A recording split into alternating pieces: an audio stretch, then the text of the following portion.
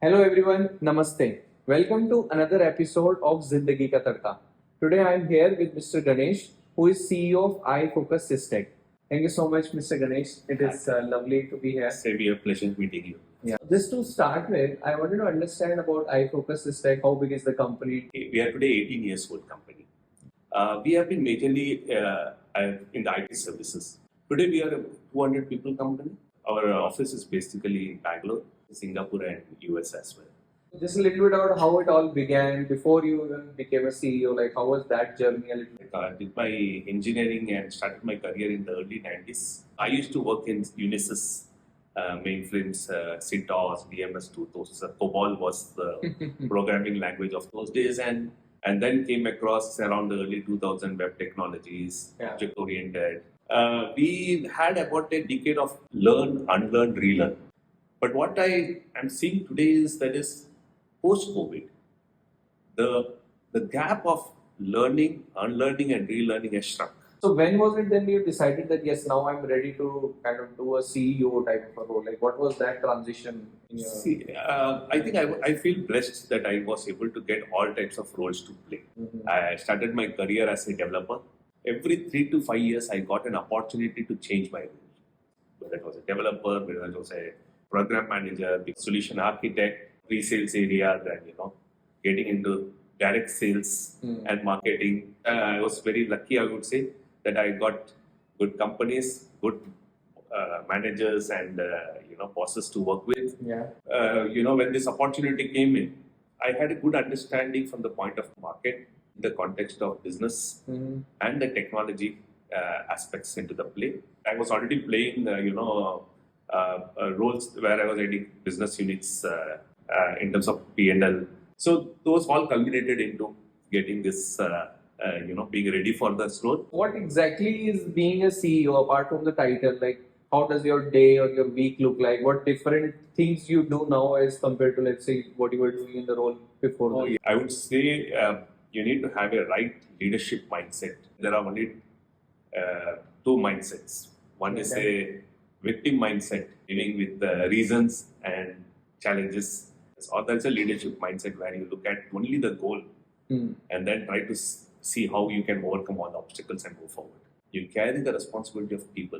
It's not about just working. You carry their lives together with that. Right. Second is you have your stakeholders who have investments and expectations out of you. You have customers.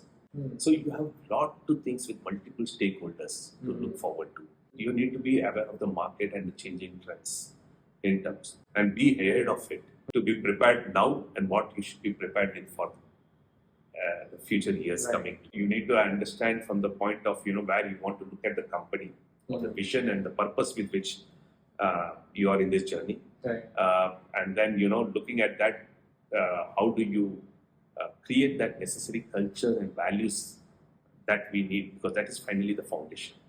Engage with all the different teams, and that also builds more connect with them and being participative than being just a governance. So these are my major part of it in which I really get engaged quite a lot. The only thing that I tell, if you want to be really successful, two things are very important. Your ability to continuously learn and your ability to quickly adapt. Learn and adapt. Yeah, because roles will keep changing. Responsibilities will also keep moving up and down to the changing needs. Markets keep changing. So you need to continuously learn, reinvent, quickly adapt, test.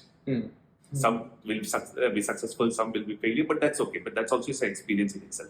So like that, you keep iterating it, and then slowly you mature in the play. Got it. So you spoke about culture of the organization.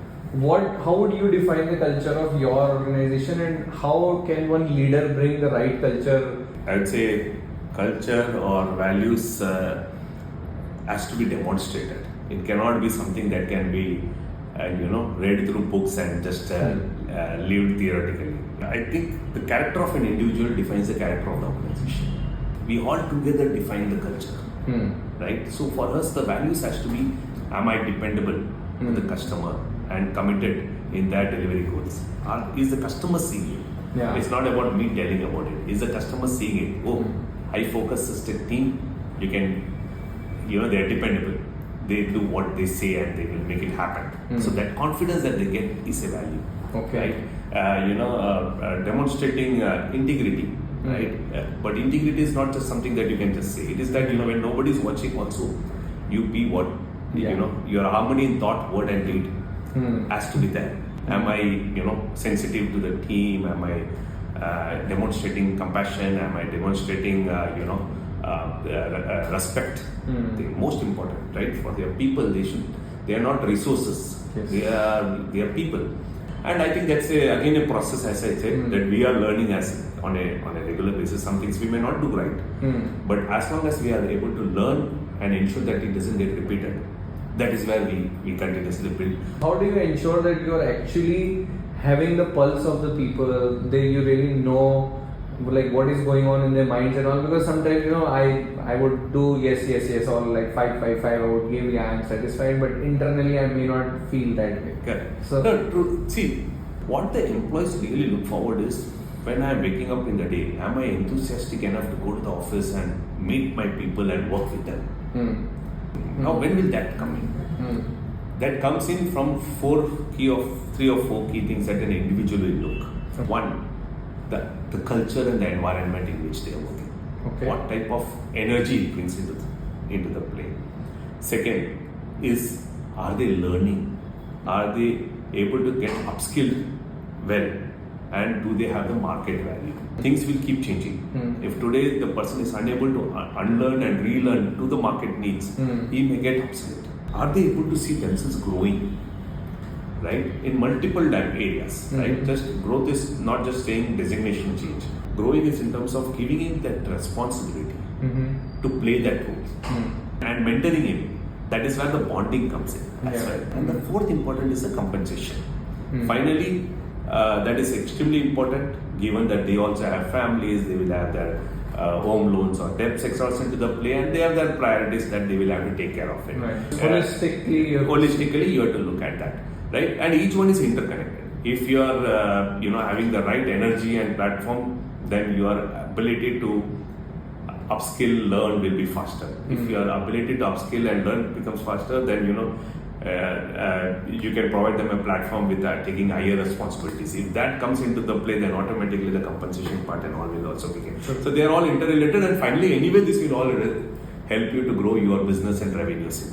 Many times, but whenever people are not so much satisfied in their jobs and all, or they leave companies and all, mostly the reason that the quote is like, my boss is like this, and I always believe that I am my best friend and I am my worst enemy.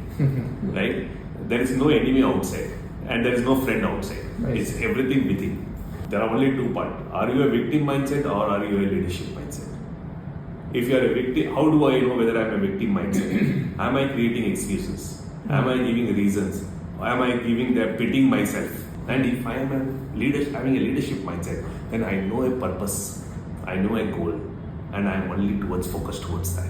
If the supervisor is sensitive, if he invests in people and is able to give a purpose, then those are the people you love to work, right? So while that statement partially is correct, that people leave organizations because of managers, but there is another statement that one has to introspect themselves as well. Absolutely. CEOs are generally also known as like they're always busy, they're always on phone because there's fires all over the place, this and that. So how do you balance that? Because you have to be kind of available, and then you have a family life also. See, once my master was telling me that you should never say I don't have time. It is untruth. Okay. You can say that this is not in my priority. Right? All are important. Your family life is important, your professional life is important, your personal responsibilities in terms of health and safety is important, your social life is important. You need to meet customers, you will have different continuously be on the flights, meet at them at different time zones, your food and sleep habits will be disturbed. All this is given. That is all there. It's not something that is only for everybody goes through that in that particular role that they play. But it's all about being prioritizing that well, investing your time effectively, and then important is in terms of that in all that matter, your larger goal and purpose that's where your priority will get defined with. And in this, it is not just you alone. Your family plays a very big role. Their support and participation. Your social and friends, they do that quite a lot as well. Your team members who are they also put that. They say together joint effort into the play, and that's how I think balance gets thing into the play. If one misses that prioritization, one will do something very over, and in some other areas he may compromise, which may be detrimental in some way or the other. So many times people do, let's say I've done my prioritization exercise and all, and my team members I've decided what the priorities for them are also there. But then the external things happen. For example, now suddenly some AI has come into the picture. Now all my plans and my priorities are a little gone out of the window. So those things are going to happen. Important is how have you positioned yourself by knowing it, what is coming ahead of you, right? And today analysts, market, they give you that perspective. So you understand that trend, you understand what your customers' maturity and abilities in terms of adapting that, and then you also align and balance into it, right? Don't undersell, don't oversell. Sell what is usable and useful for your customers. So how real is the threat of firing people and reducing the workforce, because now tools themselves are able to do many of these things? It's always going to be there. As I said, right? Look at my own career. I keep telling my team. Imagine I started my career with COBOL and all in Unisys mainframes. That time there was no Java, or there was no even internet was the web technologies, or nothing was there into it. But that is where it is important that you have to be relevant today, and you have to start preparing to be relevant 5 years down the line. Maybe today AI is a technology. Maybe 5 years down the line you will see quantum computing playing a very high role. Then what type of preparation? There could be an intersection of AI and quantum computing coming into the play. Then how do you prepare yourself to be there? What type of skills at different roles that will get changed? That thinking has to be there always. And the only difference from then to now is maybe that time it was 10 years or a decade to learn and learn. Now that has shrunk into say 5 years probably.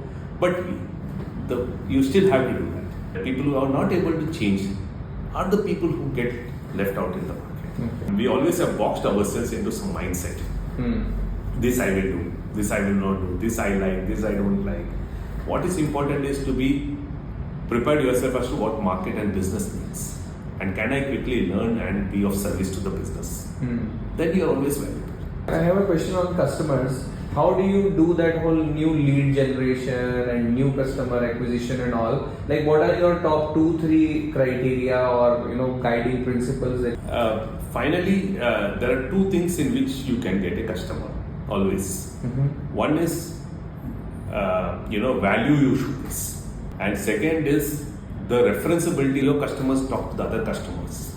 So you should have a value story very clear. What am I selling? In that, how am I different from others?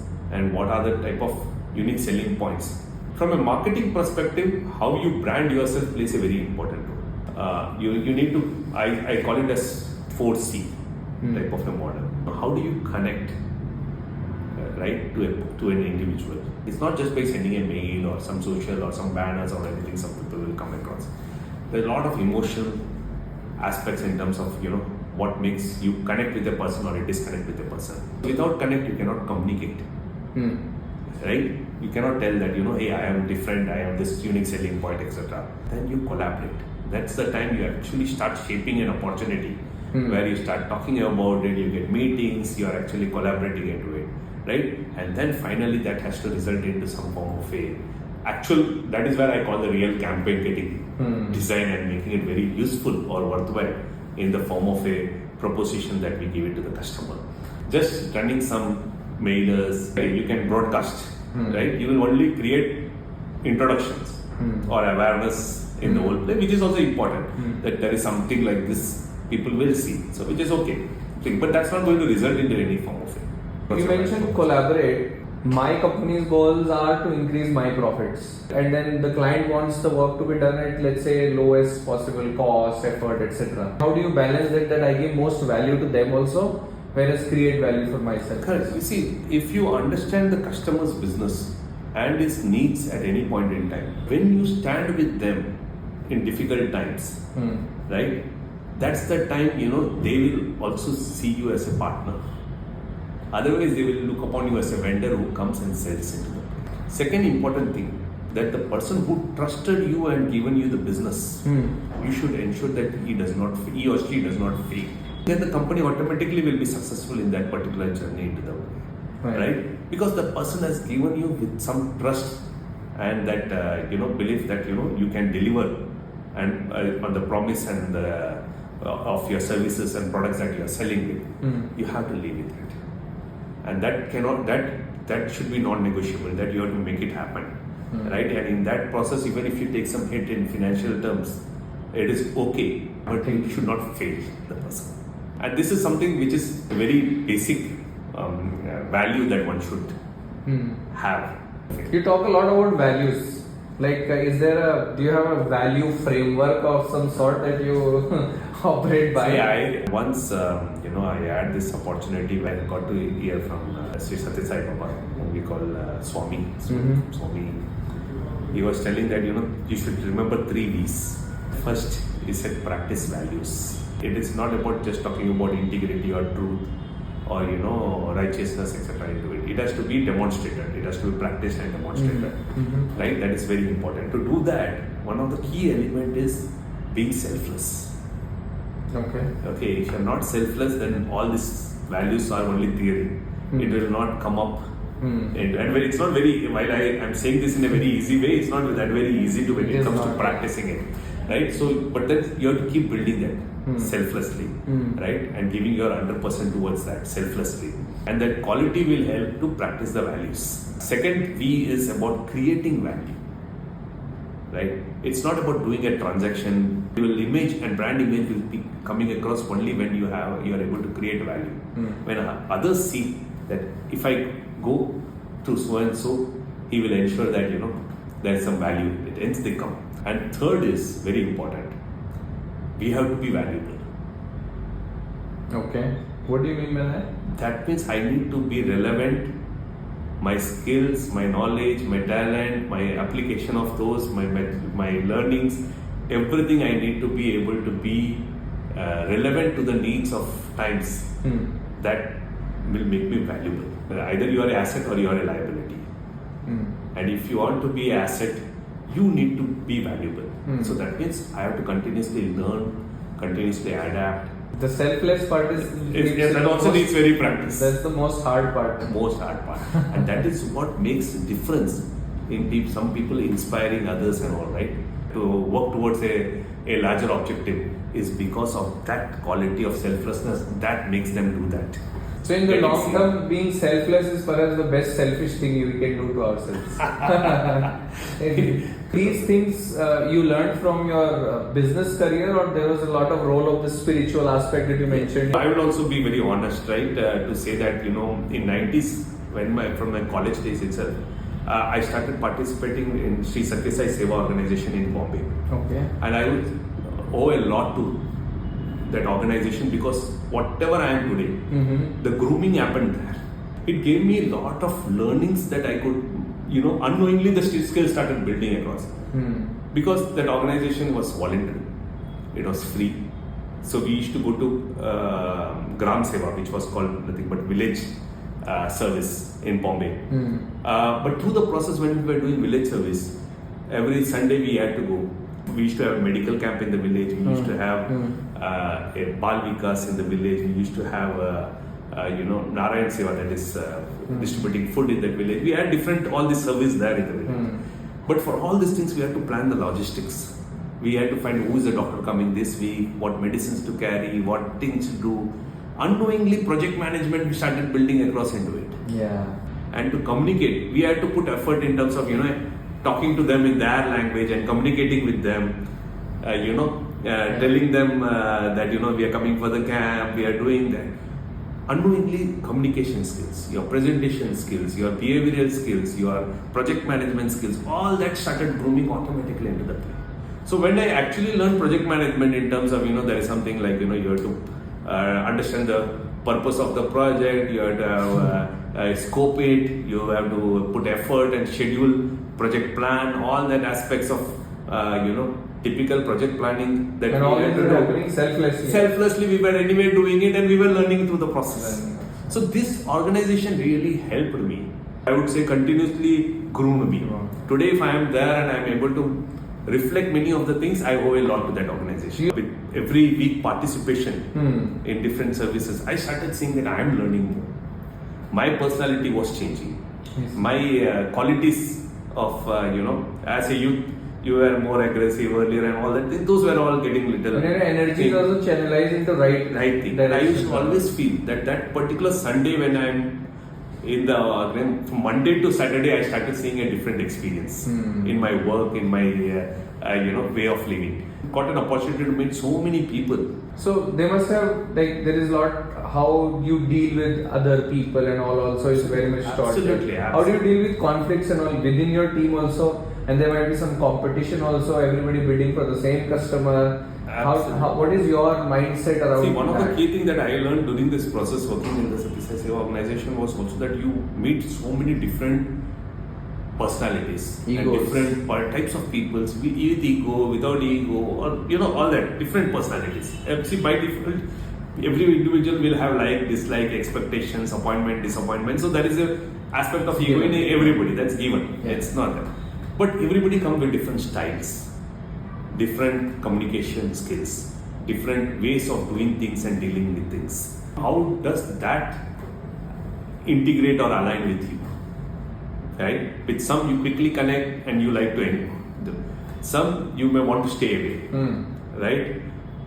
One of the key things that I learned there is where I am not able to connect and I am staying away. Those are the people I started putting more effort to get connected. Okay. To get out of your comfort zone. Correct. And that is where actually I started changing my, I started adapting. It's kind of a safe space. Absolutely. You see, generally human beings like to be in comfort zone. They like something, they connect. They don't like, they don't connect. Simple. But as long as sometimes it is just that the person may not be, may be really a wonderful person, may not be communicative. Yeah. But doesn't mean that he's a bad or he's egoistic or whatever way we will attribute the person to be. So one of the key things is that today I'm not judgmental. Right? Even when I look at a person, I give that benefit of doubt. Maybe we should give him one more try. Probably there could have been a problem at our end itself, or think we could have done it different. Maybe you would have performed into this. And I've seen this actually. And you would see that in even in many areas that some person is you change him a role, give him a different work, and he performs great. I see. Right? But and you may have by that time would have perceived that he is useless, is no good. So you don't be judgmental. You what do you say? Rationally look into that holistically look into that thing. See really if there is a aspect of behavior or a attitude issue or something, and then even then you can work on it to really grow. Even for those people, you can. It's all about how much you invest time and effort into it. And this quality comes into the play because as I said, we were in the voluntary organization, right? People may come, may not come, right? But you have to now you need certain things to get things done. Yeah. Then you have to put that effort to them. So you will take that first step. And so that when you bring the same thing, whether it is in your family, friends, whether in your professional life or in your social life, whatever, you take that extra step. You just don't disconnect and leave it. That type of things started thinking. And to me, these are the things I would call it as spiritual.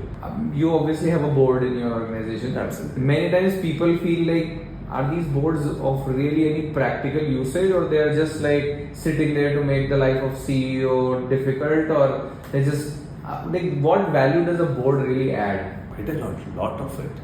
In fact, there are many areas. One is they are the conscience keeper. When you present to the board, it's not about just presenting the financials into the play. It is also about giving them the perspective about how the market, what we are doing, why we are doing, the areas that we have strengthened. They also bring their experience and value into the play. They bring their connects. There is somebody who is saying that maybe this is something you need to relook at it, and you consciously put that effort to look at it and then change it. That's something to be changed. So these are the things that one needs to do. So you have to have a governance above you, and you have to have a governance below you. And all has to be, you play the role of an integrator. True. What is your advice to, let's say, a 20-year-old or a 30-year-old who is trying to maybe in some mid-level roles or junior roles, he wants to grow faster, maybe even thinks that one day I want to actually get into the CEO's position and all. So what should be the mindset from the beginning itself? For any success, attitude and discipline plays a very important role, right? Irrespective of whatever may be the age. 20s and 30s are very, very critical element in the whole part. Because that is the time you will be completing your education, you will be getting into your professional life, you will get into your family, and that is the foundation of your next 20-30 years of your life. So this time, it's extremely important to be grounded. When I say grounded, there are three things that are very important. One is your ability to learn, unlearn and adapt quickly. Speed is very important. Second thing is that one needs to know one's own market value. As I said, be valuable. Practice values, create value, be valuable, right? The 3 V's. Yeah. If you have the right skills and people run behind you, you are valuable. Okay. If you do not have the skill and you run behind others, then it's a question where you need to introspect. Right? And it is not just a skill. It has multiple facets into it. Today, you see, when I look at profiles of people into the thing, I bifurcate it into 4 blocks. Qualification. So that's only one part of it. Okay, a person may be a computer engineer, but if he doesn't know how to program or write a program or understand the basics of programming and other things. Second is what type of skills he has got. Right? And in the skills, what type of proficiency he has got in it. Is it a basic proficiency? Is it an intermediate or is it a specialist? What is it? Third is how does he apply the skills? That's where the experience comes into the I see. And so your qualification alone is not important. Qualification and skills is important. Just qualification and skill alone is not important. Experience is important on that same area. Qualification, skill and experience alone is not important. It has to be having the right behavior, culture and attitude and values. That is important. Hard plus soft. Both are important. If he's having all the three, is not able to communicate. If he's not demonstrating the right attitude in work, is not dependable, is not something that you can give, then all the first 3 blocks is waste. And that's where a lot of time and investments you need to do on people when you are onboarding them. It's not about just 1 or 2 interviews you do and then you sign off, okay, is good or not good, across into the play. You need to really work on that, and it's not just the end of it when you're onboarding. It's a journey. There are a lot of things you mentioned. You have to introspect whether I'm valuable or not, whether people are running behind me or I'm running behind them. Is there any practice or anything you do before you go into bed, once you wake up, etc.? Very good question. In fact, I do make it a point that at least before going to bed and on waking up, I ask some 2 or 3 questions to myself. One is in terms of self-audit to really understand that maybe any particular thing I could have done differently. Second part of it is that is through the process of the day, what did I learn, which I'm carrying it for tomorrow. And third is definitely am I an asset or a liability? This is the thing, and this I do it both in the night and in the one wake up. As I keep saying this again and again. Right, I am my best friend and I am my best friend. There is no enemy outside, there is no friend outside. Everything starts and ends. So unless and until consciously you self-evaluate and keep improving. And it's a journey. Till you die, you will have to do that. So over the period of time, has the definition of success and all changed for you? Or what is the definition of success for you? A fulfillment. When I say fulfillment, there are many tick marks to it, right? While doing it, you should have completed your professional life with something that you have left as a legacy. Right? It could be even somebody getting inspired by you and saying that he was, like as I said, I had such a beautiful bosses who really groomed me, I want to and be like then him. I want to be like them, right? Similarly, can you become like that, right? So that for me is one of the success into it. Creating something for family, for society, being Valuable. participative, being valuable, right? That is a success to me. Being healthy, right? Being fit is very important. That's a success. The fitness, finance, and family, all three are very critical for your success. If you're physically, mentally, spiritually not fit, correct, your second part of finance will take a hit. If finance takes a hit, then family and friends will take a hit. So if you're healthy, if you're able to inspire others and leave some legacy, and third is till your death, you need to keep creating value and be valuable. I think my last question. What are your top 2-3 learnings or guiding principles in your life that you live by today? When I looked at Satya Sai Baba, he is a very big inspiration for me. In that, how he lived, how he was born in a very village where it was not even known in the map of the country, in a very poor family. From there, he built a super specialty hospital or a university, and how he really shaped so many students in their life. How he motivated so many people to do selfless service. And somebody asked me what he means to you. I said, when I look at him, one of the important attributes I learned was simple living. Everything about him was simple. The way he conversed, the way he lived, the way he spoke or gave his discourse, everything was very, very simple. Something that you could understand and relate. So to me, simplicity is one of his big attributes that I learned. Second, selflessness. Everything that he did was very selfless. He did not have any property of him. It was all, the super specialty hospital or the university or the water projects, etc. Were all selfless. Unless you have selflessness, you cannot have the journey. But we will have by default, because of our attachments, our likes, dislikes, desires, whatever. We will generally be in the bracket of self-centeredness or selfishness. People start seeing you genuine. That's when you start becoming an inspiration. And the third aspect is sustainability. It's like, he left his physical form in 2011, but it's now 2025, almost 15 years. The university works well, even better, with new courses getting added, or the hospitals are running well. Everything that the organization is, going with the same well-oiled work. machine. I cannot say I'm fully into the thing, but the 3 S that I said, that I'm trying to practice as much as possible. I want to go more deep into it and try to be as simple as possible. Simple means that is something necessary, then you only go with that. Can I live a independent life, not dependent? So if there is a car is not there, or a appliance is not there, then my habit should not be that I cannot do anything. Because earlier when these were not there, also people were living a healthy, or they were living a far healthy life, right? So can I learn to live in a way where I don't need? So my question is, how can I reduce my needs to the minimum into the thing? Second thing is in terms of the aspect of selflessness.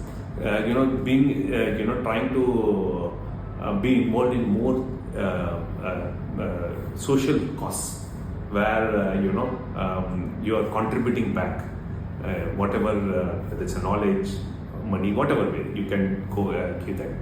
And third is in terms of it is trying to build some legacy that you will leave behind, like every great people have done. These are the things with which I keep myself engaged, and this is what I think will continue to do.